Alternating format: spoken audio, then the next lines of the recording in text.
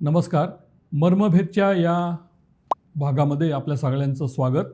राहुरीची पोटनिवडणूक आता तनपुरेंसाठी अभी नहीं तो कभी नहीं या वळणावर येऊन पोचली आहे. दुसरीकडे अक्षय कर्डिले यांची राजकारणातली स्थिती अभी अभी तो हाये हो अशी झालेली असतानाच डॉक्टर सुजय विखे पाटील यांनी मैं हूं ना असं म्हणत भाजपा उमेदवारीच्या रणकंदनामध्ये उडी घेतलेली आहे.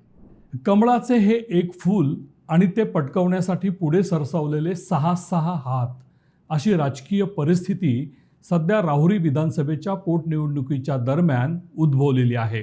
कमळ फुलांच्या या बागेमध्ये मॉर्निंग आणि इव्हिनिंग वॉक घेणाऱ्या या तिघांच्याही बाबतीत कमळ बागेचे मालक देवेंद्र फडणवीस आता कोणता निर्णय घेणार याची चांगलीच उत्सुकता आहे. बारामतीच्या बरोबरीनं राहुरी विधानसभेची पोटनिवडणूक जाहीर झालेली आहे. येत्या 23 एप्रिल रोजी मतदान आणि 4 मे रोजी त्याचा निकाल लागेल. उपमुख्यमंत्री अजितदादा पवार यांच्या अकाली निधनानंतर बारामतीच्या निवडणुकीत विद्यमान उपमुख्यमंत्री आणि राष्ट्रवादी काँग्रेस अजितदादा पवार गटाच्या राष्ट्रीय अध्यक्षा सुनेत्राताई पवार या महायुतीकडून उमेदवार असतील हे तर आता जवळपास निश्चित झालेलं आहे. त्याचबरोबर भाजपाचे अहिल्यानगर जिल्ह्यातील ज्येष्ठ नेते शिवाजीराव कर्डिले यांच्या निधनामुळे रिक्त झालेल्या राहुरी विधानसभा मतदारसंघाची पोटनिवडणूक देखील आता होऊ घातली आहे. या दोन्ही निवडणुका बिनविरोधच झाल्या पाहिजेत, परंतु निवडणूक होणार असेल तर आमची देखील लढण्याची तयारी आहे असा एक गर्भित इशारा देऊन मुख्यमंत्री देवेंद्र फडणवीस यांनी आपली पक्षीय रणनीती या संदर्भात नेमकी कशी असेल याचे संकेत या आधीच देऊन टाकले आहेत.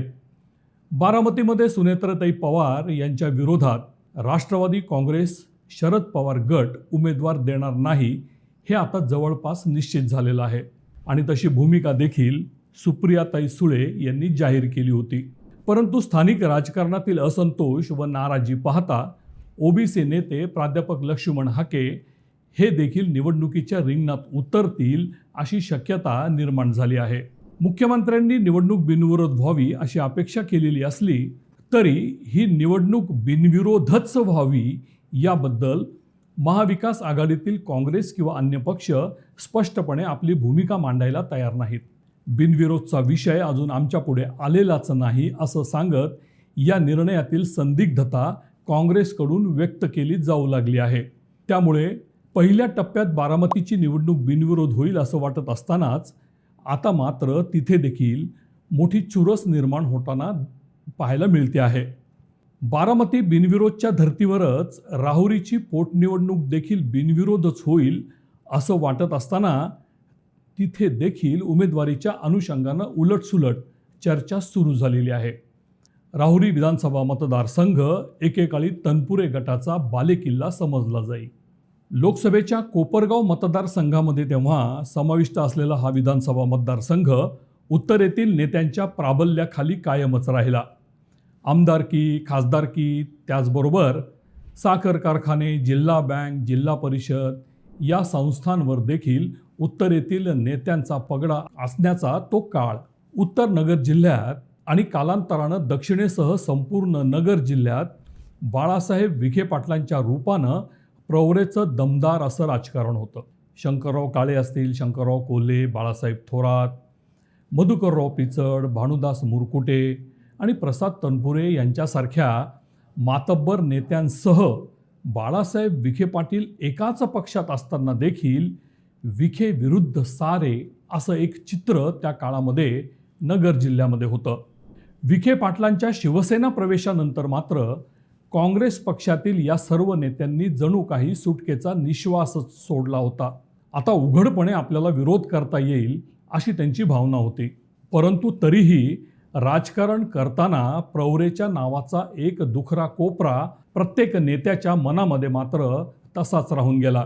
राजकारण इतकं टोकाचं असताना देखील या सर्व नेत्यांनी त्याही काळामध्ये विधानसभेचा आपापला बालेकिल्ला आणि आपल्या संस्था जीवापाड जपल्या होत्या हे मात्र अगदीच विशेष.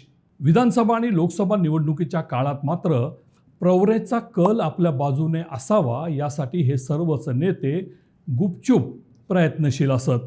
कोपरगावमध्ये कोल्हे यांच्या विरोधात शंकरराव काळे यांना ताकद देणं असो किंवा राहुरीमध्ये प्रसाद तनपुरे यांच्या विरोधात रामदास पाटील, धुमाळ सुभाष पाटील यांच्या नेतृत्वाखालील राहुरी तालुका विकास आघाडीला बळ देणं असो, सर्वच भागांमध्ये प्रवरेचा अदृश्य हात त्या काळामध्ये चांगलाच चालत असे.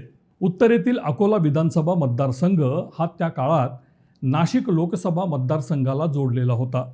संगमनेर विधानसभा मतदारसंघातील पठार भागावर अकोल्यातील मधुकरराव पिचड गटाचं चांगलं वर्चस्व होतं. त्यामुळे संगमनेरामध्ये थोरात विरोधी राजकारण करताना पठार भागातील मतांचा गेम विखे पाटील बजावत असत. नगर जिल्ह्यातील याच विखे विरोधात सारे या राजकारणाचा पुढचा भाग आता कदाचित राहुरीच्या निमित्तानं पुढे येऊ शकतो. राहुरीवर वर्चस्व ही खरं तर प्रवरेची गेल्या अनेक वर्षांपासूनची सुप्त इच्छा. त्यासाठीच तनपुरे साम्राज्याचा खेळा करण्यासाठी विरोधकांनी स्थापन केलेल्या राहुरी तालुका विकास आघाडीला प्रवरेनं मोठं बळ देऊ केलं होतं. त्या आधारे राहुरी सहकारी साखर कारखान्यामध्ये सत्तांतर देखील झालं. परंतु काळाच्या ओघात कारखान्यासह त्यावर अवलंबून असलेल्या सर्वच संस्था अडचणीमध्ये आल्या. राहुरीतून भाजपची उमेदवारी मिळावी अशी इच्छा भाजपचे नेते चंद्रशेखर पाटील कदम यांची नेहमीच राहिली होती. त्याला एकदा न्याय देखील मिळाला, ते आमदारही झाले. परंतु त्यानंतर मात्र बदलत्या राजकीय परिस्थितीनुसार गणित देखील बदलत गेली. जिल्ह्यात मतदारसंघांची पुनर्रचना झाल्यानंतर नगर तालुका विधानसभा मतदारसंघ संपुष्टात आला आणि त्यामुळं शिवाजी कर्डिले यांची राजकीय कारकीर्द धोक्यात आली. मग त्यांनी आपलं लक्ष राहुरीकडे वळवलं. भाजपमध्ये प्रवेश केला आणि कमळ चिन्हावर निवडणूक लढवून ते विजयी देखील झाले. तोपर्यंत विखे पाटलांचा भाजप प्रवेश मात्र झालेला नव्हता. 2014 नंतर देशभरातील सगळीच राजकीय गणित बदलत गेली. भाजपची सर्वच ठिकाणी वेगाने विजयी घोडदौड देखील सुरू झाली. विखे पाटलांचा भाजप प्रवेश झाला. कर्डिले आधीपासूनच भाजपमध्ये होते. त्यामुळे पूर्वीचे मनभेद विसरून दोन्ही नेत्यांनी मिळून कामाला सुरुवात केली. पण या सगळ्या राजकीय गडबडीमध्ये राहुरीतील मूळ तनपुरे गटाचा मात्र राजकीय ऱ्हास झाल्याचं दिसून आलं. मधल्या काळात प्राजक्त तनपुरे राहुरीचे आमदार झाले, परंतु ते सातत्य त्यांना टिकवता आलं नाही. त्यामुळेच आता पुन्हा एकदा पोटनिवडणुकीच्या निमित्तानं ही संधी तनपुरे गटाकडे चालून आली आहे. त्यामुळेच अभी नहीं तो कभी नहीं अशी स्थिती प्राजक्त तनपुरे यांची झालेली असणार हे तर नक्की. परंतु भाजप महायुतीच्या राजकारणामध्ये असलेला दबदबा आणि त्याचबरोबर जोडली गेलेली विखे गटाची ताकद पाहता युतीच्या उमेदवाराविरुद्ध लढत देणं हे थोडं धाडसाचंच ठरण्याची शक्यता आहे. अर्थात याची कल्पना प्राजक्त तनपुरे यांना आणि त्याचबरोबर त्यांचे मामा जयंत पाटील यांनाही आहे. म्हणूनच आपण निवडणूक लढणार की नाही याबाबतचे कोणतेही स्पष्ट संकेत तनपुरे यांनी अजूनही दिलेले नाहीत. या पुढच्या काळात मी आता काही दौरे करेन, कार्यकर्त्यांना विश्वासात घेईन आणि त्यानंतरच माझा काय निर्णय असेल तो जाहीर करीन असं त्यांचं म्हणणं. आता कार्यकर्त्यांना विश्वासात घेणं ही राजकारणातील एक फार मोठी गंमतच होऊन बसलेली आहे. निर्णय खरं तर आधीच घेतलेला असतो, तो कार्यकर्त्यांपर्यंत पोहोचवला जातो आणि नंतर कार्यकर्त्यांकडूनच तो वदवून देखील घेतला जातो. ही जुनी राजकीय पद्धत नगर जिल्ह्याच्या चांगलीच अंगवळणी पडलेली आहे. मध्यंतरीच्या काळामध्ये भाजप प्रवेशाचे संकेत तनपुरे यांनी कार्यकर्त्यांच्या बैठकीत बोलताना दिलेले ऐकायला मिळाले. प्रत्यक्षात जर तसं झालं तर राहुरीची विरासत टिकवून ठेवण्यात आमदारकीच्या रूपानं तनपुरे यांना चांगलंच बळ मिळू शकतं. परंतु प्राजक्त तनपुरे यांचा हा भाजप प्रवेश पालकमंत्री राधाकृष्ण विखे पाटील आणि डॉक्टर सुजय विखे पाटील यांना कितपत मान्य राहील हे मात्र आत्ताच सांगता येणार नाही. प्राजक्त तनपुरे आपल्या मनातील सुप्त इच्छा बोलून दाखवत असतानाच दुसरीकडे डॉक्टर सुजय विखे यांनी मात्र मी स्वतः निवडणूक लढवण्यास इच्छुक नाही असं सांगितलं. परंतु त्यांनी ज्या भाजपच्या सर्वेचा हवाला दिला त्याबद्दल बोलताना जनतेच्या मनामध्ये जे नाव असेल त्याचाच विचार भाजप श्रेष्ठी करतील असंही सांगून टाकलं. आता या विधानाचा नेमका अर्थ काय घ्यायचा हा एक फार मोठा प्रश्नच आहे. भाजपने खरंच हा सर्वे केलेला आहे का? त्या सर्वेचा अहवाल आलेला आहे का? आला असेल तर त्यामध्ये नेमकं काय आहे हे मात्र अजूनही जाहीर झालेलं नाही. राहुरीची निवडणूक बिनविरोध व्हावी, अक्षय कर्डिले यांनाच उमेदवारी मिळायला हवी असंही डॉक्टर विखे सांगताना दिसतात. परंतु इथे देखील त्यांच्या मनातील मैं हूं ना ही भावना काही केल्या लपून राहत नाही. प्राजक्त तनपुरे आणि सुजय विखे यांच्या मनातलं राजकारण अशा पद्धतीनं उघड होत असतानाच या दोघांकडूनही अक्षय कर्डिले यांच्या बाबतीत मात्र अभी अभी तो आए हो, बहुत दूर तक जाना है असाच एक अस्पष्ट संदेश दिला जातोय की काय असं वाटावं अशी परिस्थिती आहे. राहुरीच्या पोटनिवडणुकीच्या संदर्भामध्ये भाजपच्या उमेदवारीवरून अशी जरतरची परिस्थिती असताना याचा अंतिम निर्णय मात्र सगळ्यांनीच मुख्यमंत्री देवेंद्र फडणवीस यांच्या कोर्टामध्ये टाकून दिला आहे.